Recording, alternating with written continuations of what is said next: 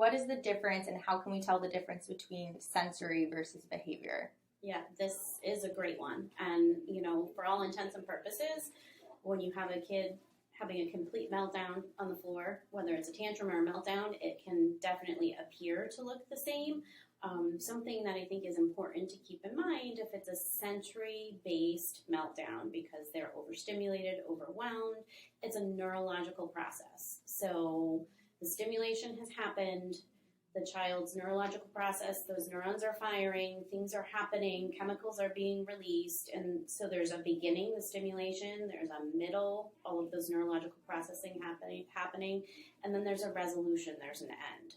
So that child is going to go through that meltdown regardless of whether or not you've removed the stimulus, regardless of or not if you have given in to whatever it is they're asking for, regardless or not if you pick the child up and remove them.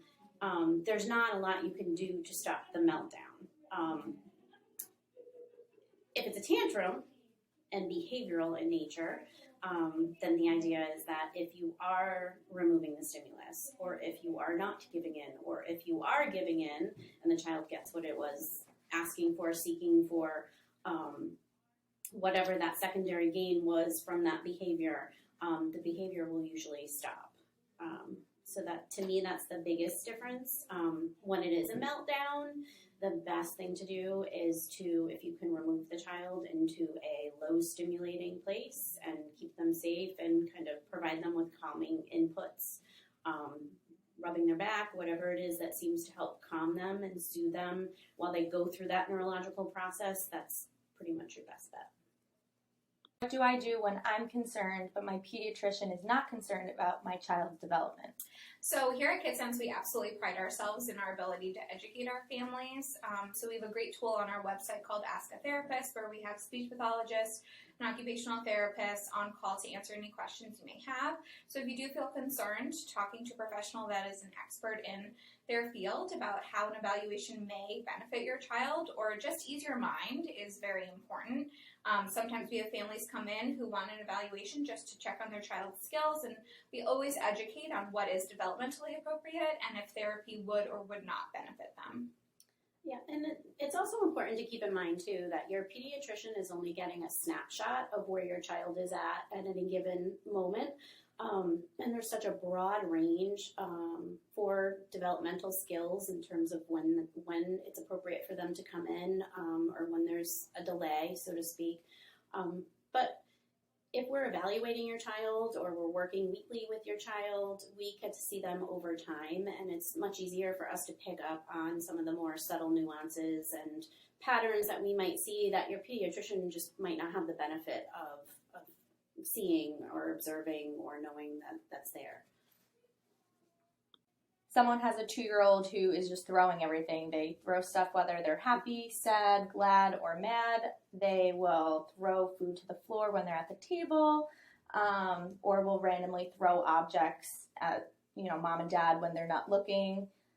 Mom saying, I'm sure it's just a phase, or I hope it is, but some insight maybe into the rhyme and reason behind it, or maybe some tips to cope and curb would be great.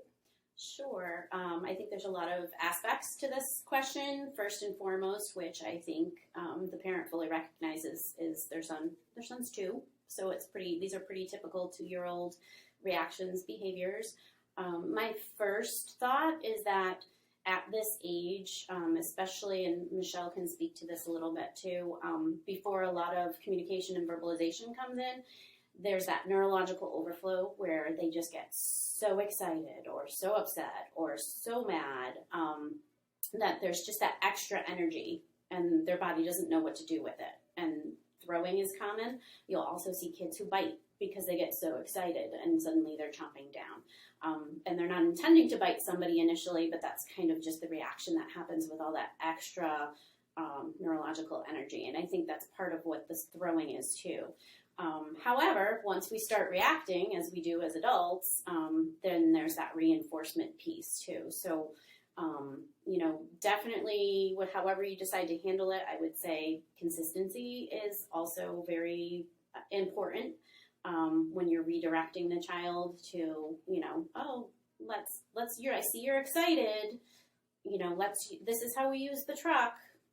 instead of that big, quick overreaction, which is probably just going to reinforce the behavior piece of this. But I do feel it's a phase. It's just how you handle that phase is going to make a big difference. And just in regards to just, communication development, I think as a 2-year-old, throwing things at mom and dad to gain their attention, they're not necessarily able to say, hey mom, come here. That's their form of communication. It's nonverbal. It's a nonverbal form of communication. So having the parent model, simple phrases or language. For example, if you're starting to see a pattern at the end of their mealtime, they're throwing their food on the floor, that's them probably communicating, I'm all done. So you as the parent modeling, okay, all done, simple language that you can start reinforcing in that environment will help with their development of their use of language. And it might not be them repeating back to you all done, but it might be an approximation of all done or something like that. So, just being consistent with that, it goes hand in hand with what Amy was just saying, but in regards to just helping them start verbalizing is a big piece of this too.